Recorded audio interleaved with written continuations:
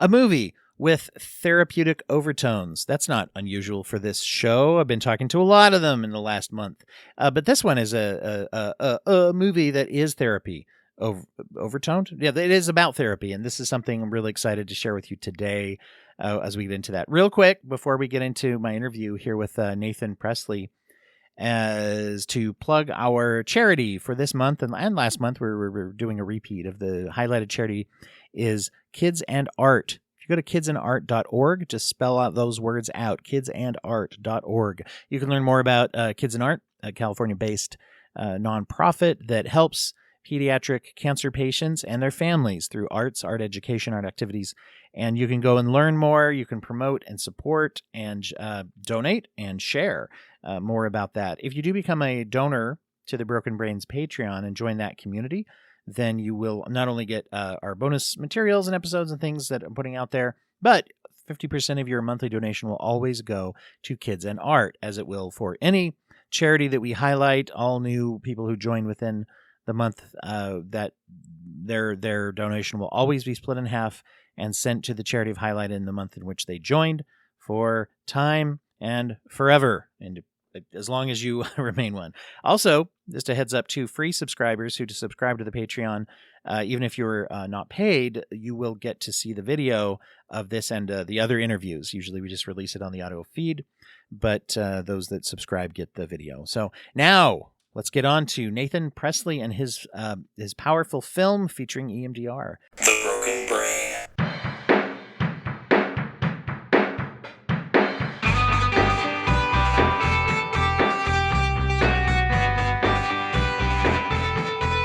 Recording in progress. Come on, Zoom. 3 clicks later, it finally tells us it's recording, but thank goodness it did, because there's no pretending that we're not.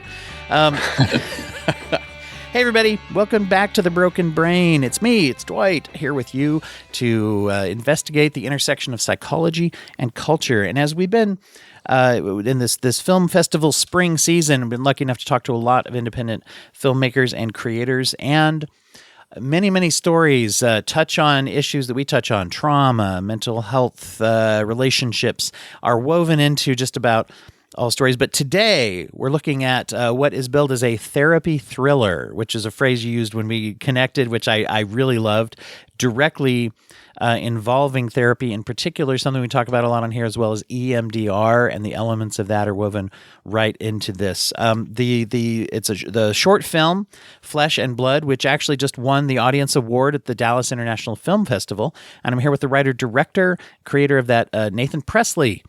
Nathan, thanks for joining me today.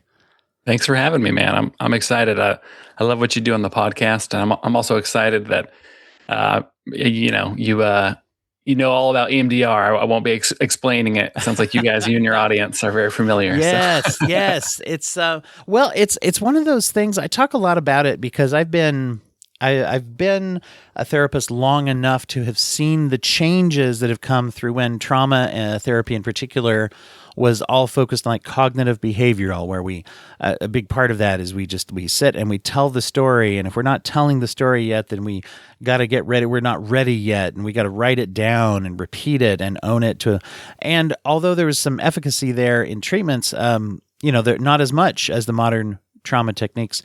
And as I always like to remind people, one of the biggest flaws of that model was that it kept people away from therapy, and it screened out people who didn't want to do that and weren't going to do it, as far as the talking as the first intervention or getting there. All you CBT people out there, I guess, go ahead and hit me up. I know I'm simplifying a little bit, but undeniably part of it. So yeah, getting into this is a I love watching short films because I love seeing what people do with the limited amount of space.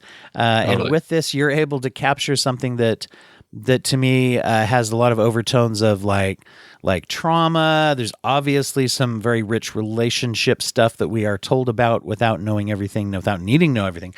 And then we also have therapy. There's also a tone of supernatural something in here as well. And just excited to get into all of it, but start out by telling people what drove you to tell this story in this and to do it in this particular way. Yeah. And two, I can give some context. Like the film in a nutshell is in this religious community, a little girl goes mute unexplainably. And there's this, with the help of a Sunday school teacher, they bring in this like really determined therapist who wants to treat her, but like her father doesn't want her to be treated. So sort of against his wishes, they kind of like set up a plan to why he's in a worship service to like give her treatment, very, I'm sure she would lose her license. Right. Yeah. That's something that's a little edgy for someone to come in that way. But you do get the tone right away. I think she says like, this is her first time doing this. And I didn't think she meant therapy necessarily. It seemed like very specialized, but go ahead. Tell keep going.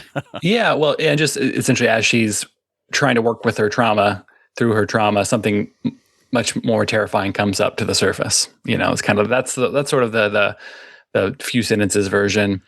But yeah, like you said, when she comes in, it's like, how many patients like this has she treated that have gone mute, children? And so that's what she's saying. She said 0, unless you count myself, Yeah. So. Great way to, I'm a big fan of anything that is shorthand natural exposition. Yeah.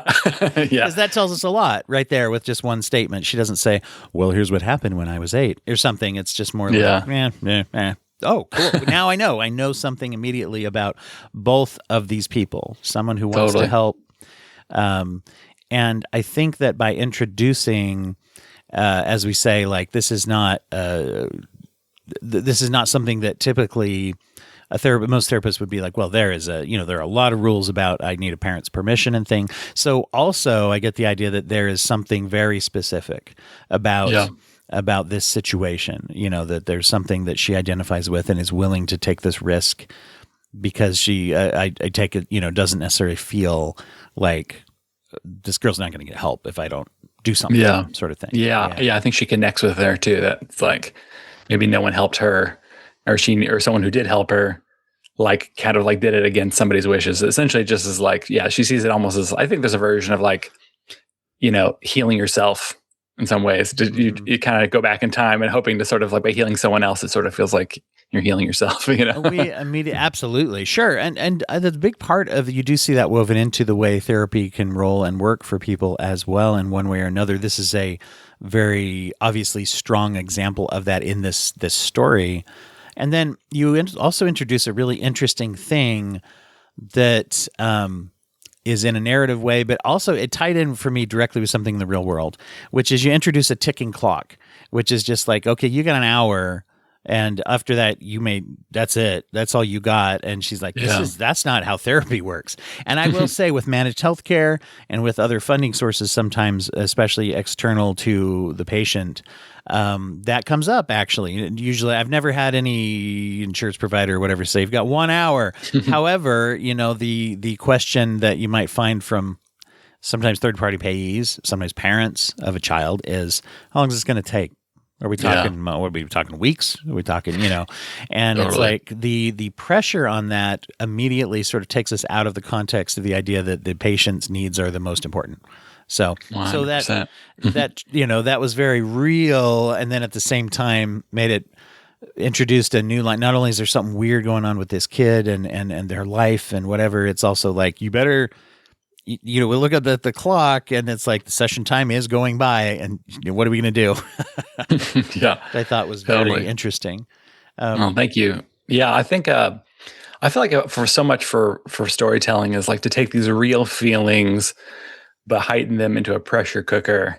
So we relate, but it's also more, it turns up the stakes in a way that like is also can make it fun to watch. So it's not just like hard, we're working through trauma, but also like by bringing it into a genre, putting it in a pressure cooker. So like why someone might relate to having limited time. This is sort of the most extreme version of having limited time, as someone might relate to feeling scared when they're working through trauma, even though they're just sitting in a room. Mm-hmm. This is sort of the heightened version of feeling scared in a room, And she does some, very realistic things to earn the child's trust very quickly. That has to do with art and things that is non-pressury.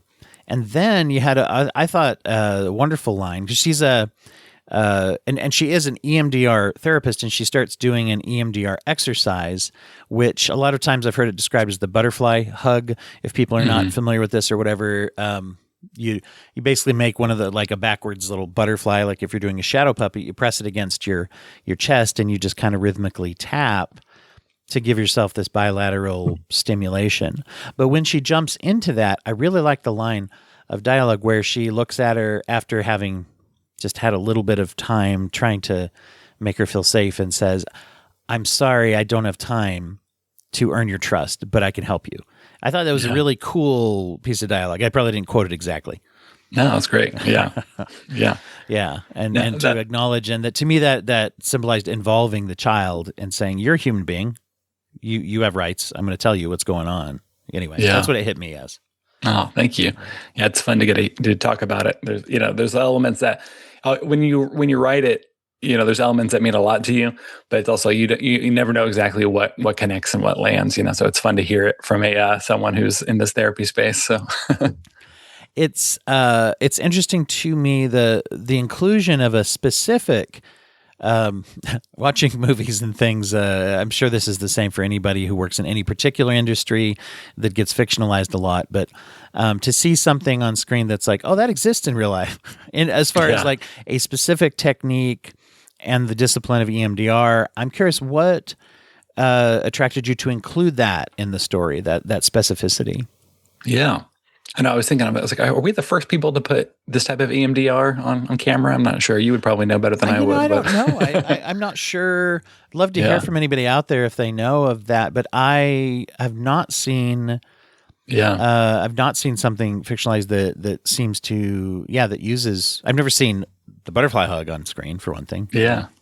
But to answer your question, for first and foremost, so like I've gone through EMDR therapy, and my wife has gone through EMDR therapy. And really found it fruitful. But also coming from like I'm someone who like also believes in Jesus, and whenever like you grow up in this environment, like at one point, I don't want to put anyone, under the bus, but in some environments, it was sort of like, oh, therapy is an obstacle to God's will, and then as time goes on, being like, oh, I think it's an instrument of his will, and so kind of like, seeing like when you go in there and you have this belief system and they're like, okay, now tap these shoulders. You're like, is this voodoo? You're like, oh yeah. A lot of non-religious people too are like, what the hell do you want me to do? Excuse me. Yeah. And it's like, this seems strange and weird. And like, what else seems strange and weird on camera is when people are worshiping, when people are praying and, and praying over people and praying in tongues where they make like the gibberish with their mouth, like that seems like voodoo too. Sure. And sort of this duality of like showing both of these at the same time, I thought it was interesting that when, and I also, I did find that's interesting to hear as a person of, that as you're a person of science and faith here, of therapy believer as well, that came across in the sense that, I don't know, everybody's seen movies and you watch and you're like, oh, here's the cultish, scary religious people. And they don't turn out to be that way. It's just like there's a well-intentioned, as that type of thing. A lot of times we also go there. It's like, is the dad the monster? Is the dad? Does he? And it's like, no, he's a guy who's worried about his kid. And but I love that you picked up on that. That's important to me as well. Yeah. And it was effective that I had to go through the journey of thinking that, of like, how are these people? Do they mean well or not mean well?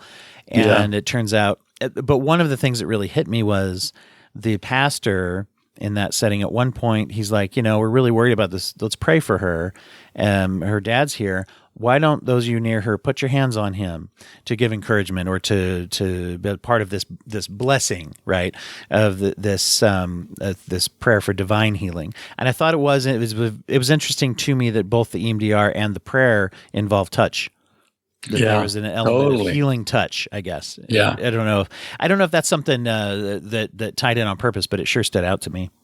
Yeah. I mean, for me, there's definitely a part of me that's almost like the crux of it in some ways, is like this, the combination of it and sort of how, like, I don't know if you've heard, so obviously I'm sure, you've heard of generational trauma. And then on our faith side of it, you hear generational curses, which have been in the Bible for years, and it's like, man, these seem so similar. Yeah. And That's so once interesting. again, Yeah. similar again, and then there's sort of this, in our space too, we do like what's called inner healing prayers, which is something I learned after being through therapy. I'm like, this is pretty much exactly what we do in trauma therapy, except there's this like, now invite the Lord into it, or whatever. But just thinking about this crossover there between spiritual and mental health, and just wondering if that line feels more and more blurry to me. I know not everyone would see it my way, but that's kind of like part of what this is, sort of like opening that can of worms. It's not giving an answer for it, but it's kind of opening it, Well, and where the crossover really meets with me, and it's this is one of the things that's very interesting about your selection with a lot of modern therapy techniques. Somatic techniques in particular, under which I would put, EMDR is related to that with body movement or body-mind connection. There's an amount of faith that we invest in that. And what that means is we, at least not yet, there is not really a way to study the theories about why EMDR works. The bilateral stimulation is supposed to, make the thought process go throughout the whole brain. Once again, don't come at me, people. This is for time that if it sounds reductive, but it really is. There's that theory that we're engaging both sides of the brain. We don't there's ways they can kind of try to take a stab at that, but the thing is, when they talk about EMDR being a research-based therapy, the research is really done on the results. As far as the theories about why it works, we don't know that for sure. And that, totally. By the way, is true with a lot of like psychotropic medications. We can look at antidepressants and say there's somewhere, depending on the medication, there's some majority of time that it has an effect, and we think this is what it does in the brain. But they've just recently found that some of the things they thought it was doing, it isn't doing, but it is, but it still is showing work. Or even some of the exciting results again with ketamine. It's like we think we know what it's doing, but it is doing, So there's Totally. a little investment of like, especially at first, developing these things and saying like, I think this is working. Let's try it. And then we're going to try to figure out why. But so, the is it working becomes important. So there's a crossover there too. That's 100%. That's an interesting crossover. Yeah. Now, you go ahead. You were going to say something first. Oh, I was just thinking, I'm assuming your audience is probably already fairly on board, but if anyone has not heard, like if anyone is, I will just say as someone who went through EMDR therapy, super skeptical, it was amazingly effective for me and for my wife. My wife has been through a lot of stuff in her childhood. And I wouldn't say it's like this. Yeah, it's not like, this, like anything. It's not like this perfect cure all, but man, it's like sometimes you're like, you can't find the thing that's what's causing something.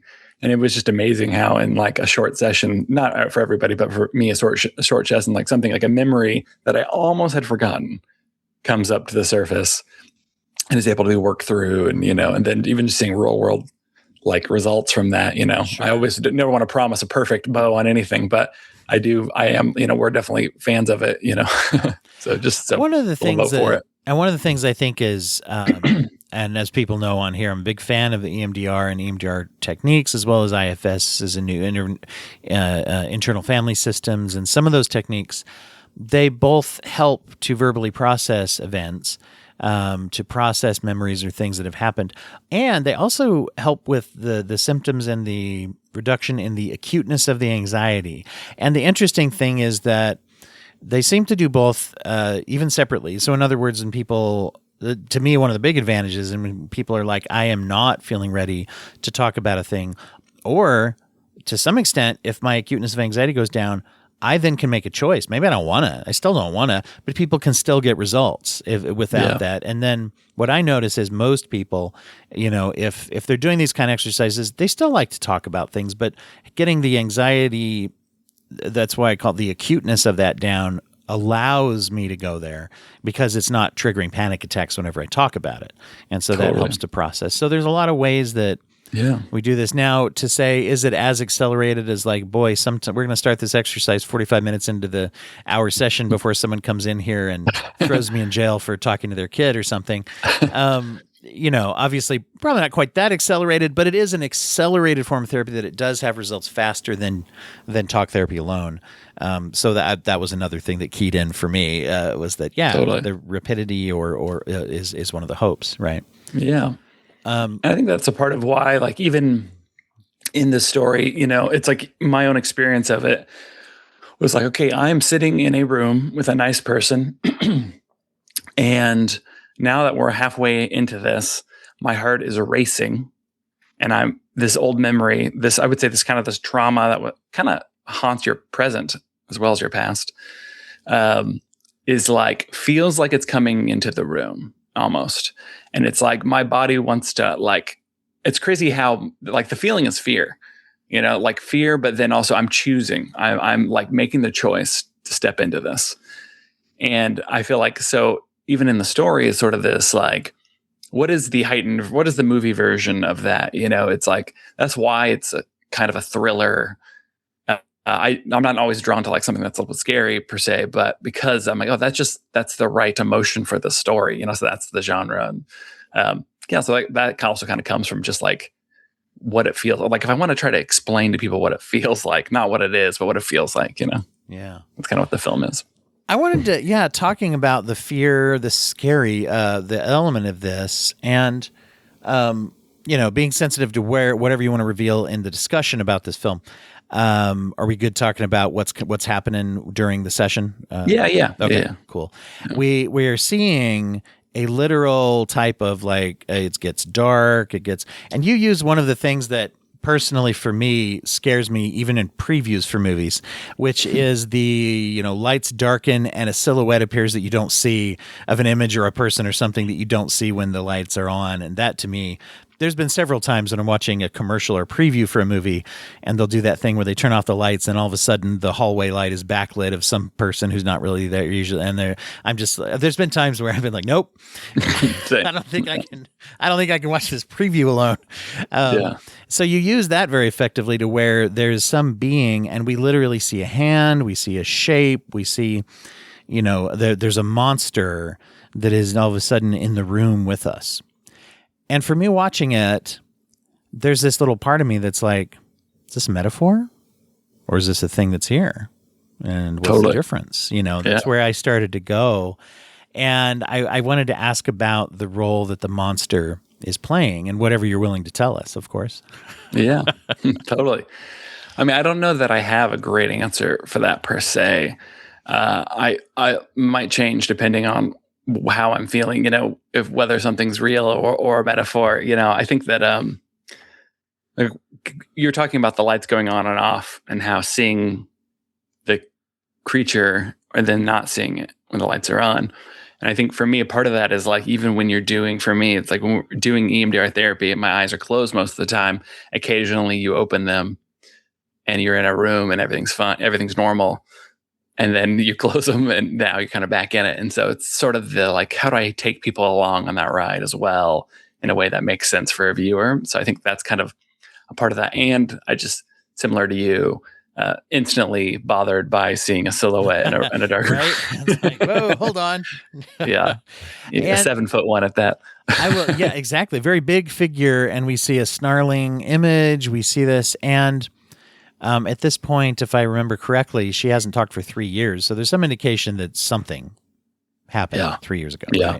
Right? And the thoughts I was having is I'm thinking, like, is this a metaphor for the internal pain and stress and trauma, or is this a literal haunting, possession, monster presence that is there? The first thought I had was kind of like that either one of those is still real. Totally. Right? Yeah. That's good. Very good. Yeah, I think exactly. All the above. Another thought I have on it, we go into the therapy side, we go into the also like the spiritual side. So with a verse, the pastor is reading is Ephesians 6:12. It's our fight. It's not against flesh or blood. It's not against people or humans, but it's against the spiritual principalities. So if you're a Christian, you could say he's saying it's against like monsters or demons, or a Christian would say demons too, I think. But So the sort of this idea that it's not against humans, it's not against people. And I think a part of what the film is trying to do, or maybe this is in hindsight, but is like, okay, who's the villain? We walk into this room. Oh, is this little girl going to be possessed? Okay, no, she's not possessed. Oh, the pastor. It's got to be the pastor. The church is wild.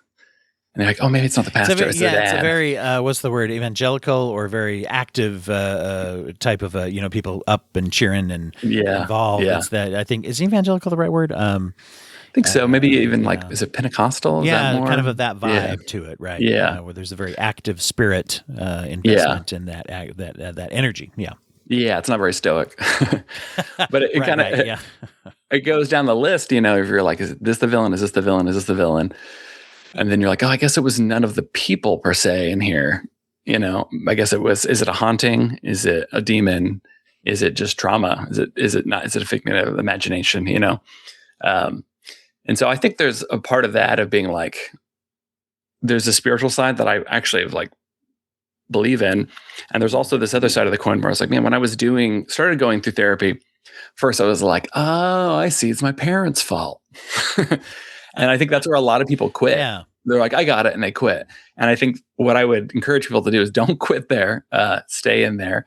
And as time went on, as we worked through stuff and healing and even had conversations, it was like, oh, it's not, I don't really see, I see them as like humans. Like I see them as like, almost like I was made for perfect love. And that's not something a human can fully give you. They can do their best, And so now I have like a great relationship with my parents, but I think that it's easy to I think on the front end of therapy to go in and be like, well, I just have too many narcissists in my life. I need to cut people out.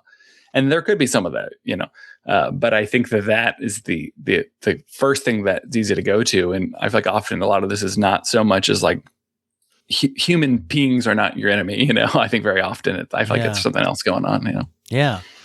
No, it's a great point. And when you look at sometimes the way we try to help or the way we try to comfort, there can be friction between that, too, of like, oh, we're trying to do our thing over here and the therapist is doing this.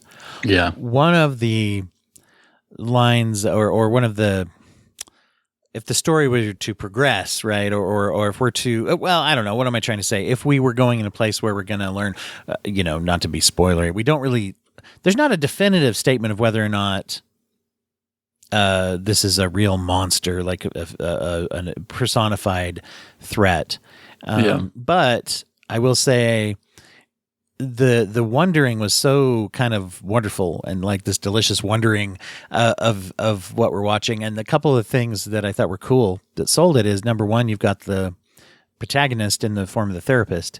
She has reactions that you really could interpret either way. It's like, to me, as I'm watching, it's like, I think she's seeing the darkness and the monster. And then I'm like, or is she reacting because of the empathy that she's having for how much pain this little girl's having? You could make a case for either way. And then in the very end, the line that we hear is she's helping because she can see monsters too. And once again, what does that mean? Does that mean like, yeah, we got it, it's a monster, and that's what we meant really when she said a case like this? Or is it like, no, she gets me, I understand that I'm scared and she gets it. And the girl delivering the line, I don't even know if she necessarily knows the difference. But anyway, there was enough there that was like, yup, monster, and also yup, metaphor. I don't know. I just found myself bouncing, which I found as a viewer very enjoyable. Oh, thank you. Yeah, I've often felt like maybe some of the church needs is to be aware of. There's actually like, let's say trauma monsters, and then maybe perhaps what some of the more like psychology forward people need to maybe also see is like, oh, maybe there's like something like spiritual. Maybe there's actually like something spiritual going on. Mm-hmm. And maybe there is a spiritual monster, and it's kind of like, so it kind of puts both on the table, Mm-hmm. And of course, as a therapist, I think that ideally, we come into it and are ready, we meet people where they're at, and there's a fine line between saying like, is someone experiencing, as you put it, like therapy can look like, kind of a mystical, magical woo-woo. Then again, from the outside, faith, can look the same way. And it's like, is there a difference? Is there a fine line somewhere in there? Does someone comes in and says, oh, I think that I'm being followed around by secret government agents. And there's a certain amount of like, well, they either are or aren't. And those would match symptoms of maybe schizophrenia or a psychotic delusion or a break from reality and all that.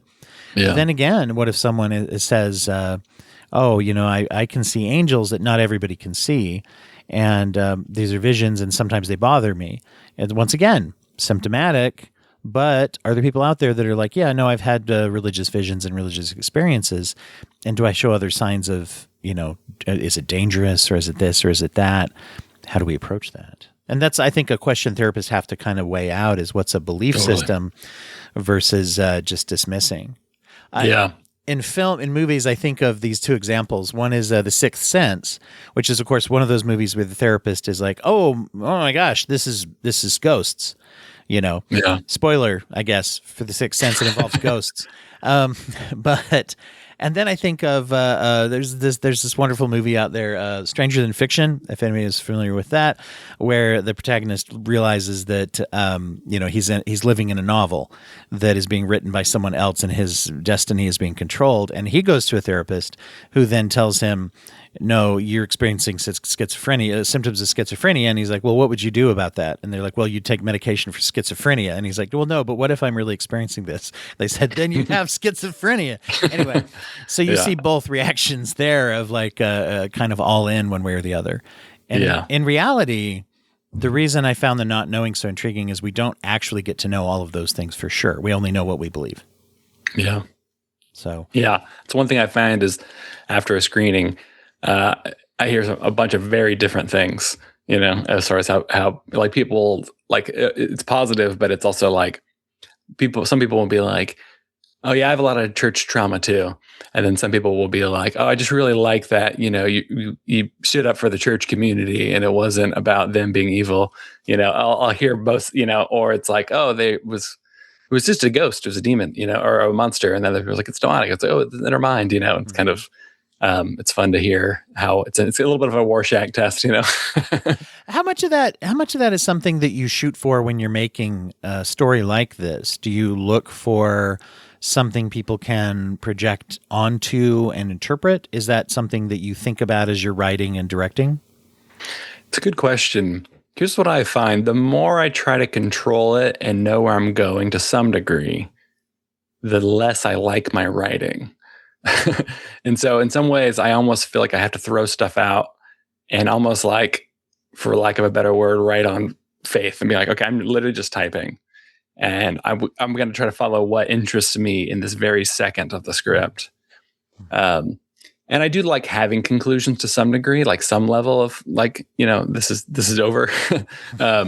But I will say, I think I've found that if I strategize too much, it feels a little forced, or it feels a little like preachy or cheesy, so I think lately, that's kind of a newer thing. It was on the script, was kind of like trying to just, all right, what's the next thing? What's the next thing? And then you can always go back and edit. But so I wasn't trying to give a Rorschach test per se, but I think it's also maybe about where it's similar to where I land on it. Like, what do I like? My own experience is like, I think that there's something here. There's some crossover here that is not really being talked about, or there's not really words to talk about it. Mm-hmm. And that's kind of what the film kind of gives you as well. It's like, I think there's some crossover here with some of this like psychological, spiritual stuff, but I'm not quite sure what to think of it. So it sounds to me like you're kind of finding the ambiguity. It's not so much like you're building that in order to elicit a projected response or give people that, as much as you are saying this makes the story better. And then when people do watch it, they're going to, am I interpreting that correctly? That sounds right. And I think, especially with the short too, that's one of the biggest things. I'm like, man, you just can't waste a second. You really got to keep it moving. And so I think with a feature, you might kind of like land a few more planes in the process. I'm essentially in the short, I'm just trying to land as few planes as possible to still be satisfying, Yeah. I do think sometimes we can get lost in the desire to know too much. And that's of course important for some genres and things, but sometimes just to have thought-provoking and enjoyable. And I'm noticing that as I do interview creators and artists and filmmakers, usually it's when they have a drive for a story that it becomes the most applicable more than again and again I hear that from people that it's like, well, I wasn't trying to make a specific point. I was just telling a story, and then the story gives people an opportunity to take a point from it, that oftentimes represents, I think, where we're at. I heard somebody a long time ago say that movies are the dreams of society if they're made well. They're the collective dream that we're all having, meaning we're all going through a thing. Here's the stories that are pertinent to the time, and that's sometimes where you see genres come in and out of popularity. It's just that's kind of a philosophical theory, but that we tell the stories we need to tell, I guess. That's good. I like that. Is this a story we may that you would want to visit in a longer format? Is this something that it's like this might be a feature someday? Absolutely, yeah. So even in this short, I was working on the feature, and I was writing out a scene, and I was like, man, this could almost. At first, I was like, thinking about a scene that could be the first opening 10 minutes, and then you have the title card and the film begins. But as I was writing, I was like, this can almost be a short unto itself, and I'm like less of a strategy, marketing, networking guy, and more of like all my success has come from like making something and then showing it to people. And so I'm like, I just love to make films, and I'm like, I could actually maybe make this sooner rather than later, and that alone would also probably help, once we have a feature version of it as well. So yeah, definitely a feature version of this in the works. Is there a way people are going to say, if someone's not at the festivals, it's going around to some, you're doing festival showings and things currently, right? Yeah. If first of all, I was going to ask kind of where are people going to, where is this popping up? And then is there going to be a way down the road, do we know yet where people might find this or where they can follow to see where that might happen if you have places to follow? Absolutely. Yeah. So on my Instagram, just at Nathan Presley, there's one of the links on there is for Flesh and Blood.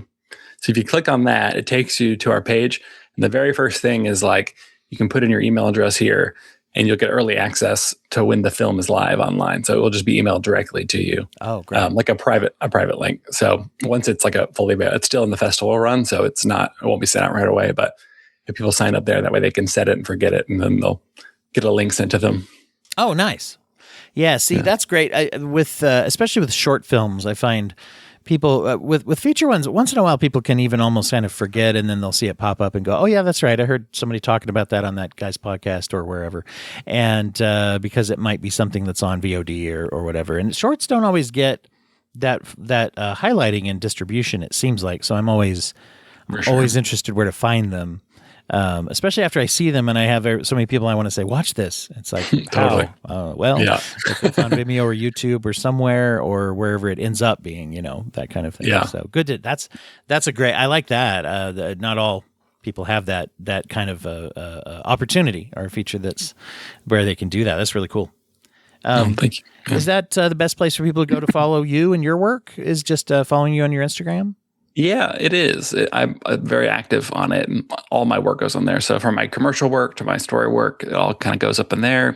It's a good way to stay updated and stuff. And, in a nutshell, like what I feel called to make is like stories of light in the darkest places. I think that there are stories of light in light places that are not, a lot of those exist. And I think for me, it's like, I think if you really want to tell a story about light, you got to also tell a story about darkness, and so that's kind of like no matter the genre. So whether it's a thriller or it's a love story or a crime drama, whatever it is, that's kind of what I'm drawn to and kind of like what me and my team are sort of working towards is just more of those, so. That makes sense because you need, that seems like that's where we need light is when things are dark. Yeah.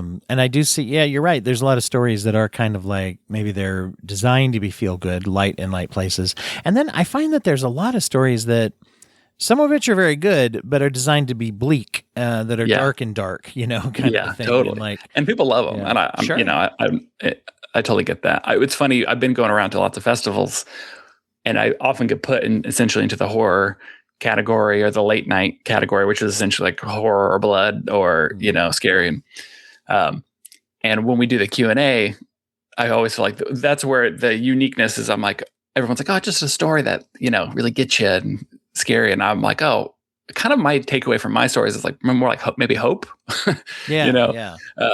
But I know everyone's different, and I think that's great. But that's kind of been one funny thing is to be, I'm like, I'm watching so many other horror shorts because you were in this horror block, Right. Which, once again, sometimes that's even the hook, is something that is, I think I see in the horror space. Obviously, we're seeing, a lot of those in the mainstream horror features that are being used as a genre and a format for different messages, and including hope, that we're seeing things that end, whereas traditionally a lot of horror ends with, it's like, well, that ended and we're sad or scared and it ended badly for everybody, which is a different choice and obviously a different goal.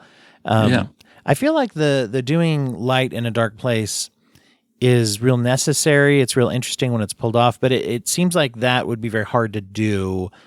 I think you mentioned earlier not wanting it to come across as heavy-handed or cheesy. Totally. Yeah. That really is probably the tight wire to walk. That I think where a lot of people struggle in that space is like, how do I not make this preachy? How do I not make this cheesy? And I feel like, kind of going back to what we were saying, I feel like what I just found is like I have to like just write what is the most compelling and not try to preach anything, and just kind of trust that like what I'm most drawn to will sort of spill into it. What I care about most will kind of spill into it. And that's kind of seems to be what I find is it kind of like shows up in it, even like without me trying, kind of spills in there.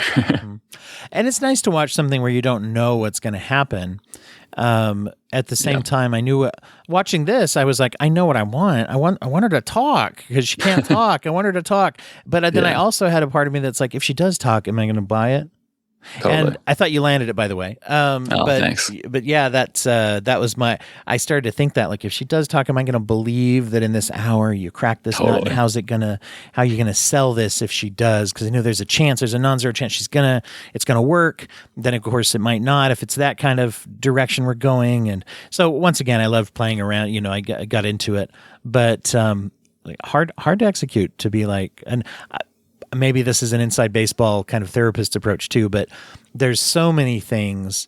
I'll even put it out. There's some famous therapy-based movies where, Good Will Hunting. It's a movie I really enjoy. I think it's a great movie, but I've never in my life, and as I've talked about it with other therapists I know, especially who love movies, I've never said to someone, hey, it's not your fault, and they burst into tears and they're immediately, have this huge healing journey. Never had that happen, but it happens in that movie. And I get it. It's a shorthand. But when you watch something and you're like, yeah, I can see this. Yeah, this was a bond that felt like it could happen. And that's really cool. So thanks, I'm not trashing everybody. I'm throwing out a lot of invitations for people to get after me for this one. Is like you just took a shot at Good Will Hunting, but I'm sure it's like, as you know too, I'm sure in Good Will Hunting they're like, oh, this is what happened hypothetically, but it was over 5 years. He was saying it's not your fault for 5 years. Yes, and exactly. Then you just put it in a 1 minute scene. Yes, exactly. That's the thing. And that's what I mean with it being difficult. Even when you forgive it and say, I know what they're going shorthand for, it's still difficult. And anyway, I just, I admire anyone who is willing to take up the challenge to write that and to make that happen. And I am grateful that you have taken your talents, time, and energy to make this and to put this out in the world, because I think it really does bring light in a dark place. If we can say that about the world, that it often feels that way. So I'm grateful you made it. And I'm really grateful that you came on here to talk about it today. Really, really appreciate you. I loved it. Yeah, I love getting to chat more on that psychology side as well. So thank you. Best of luck. And I'm really looking forward to subscribing as soon as we get off here to your Instagram, because I want to see what you're going to make as time goes by. Awesome. Well, thank you. Yeah. I'm already subscribed to the Broken Brain podcast. So nice. Same at you. We got each other's back. Yeah.